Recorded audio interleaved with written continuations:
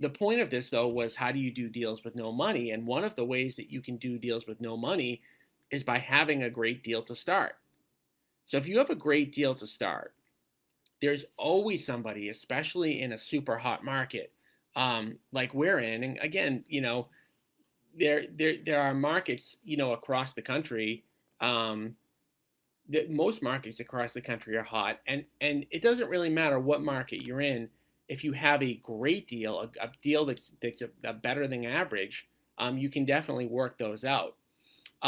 Two people, asked some questions about the percentages that we gave, and I don't want to give out the percentages. Only I would give them out if it was just me, but I don't want to, give somebody else's financial information out.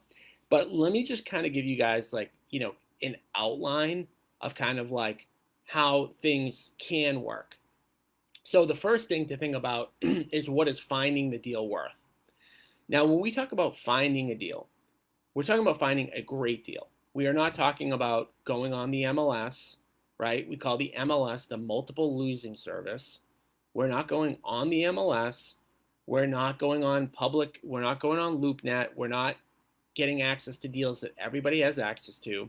We're talking about finding off market deals. Okay.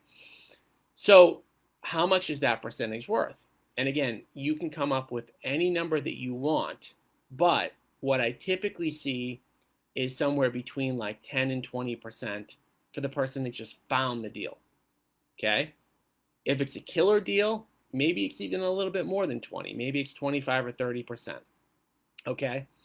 Now, then there's the capital piece. Okay? Now, on these big deals, you're talking about millions of dollars. So the capital piece in and of itself, again, these can fluctuate, but it's typically somewhere between 30 and 50%. Again, this is all negotiable. This is one of the great things about real estate. I can tell you guys what percentage we did with Mike, but it really doesn't matter because it's just what works for everybody.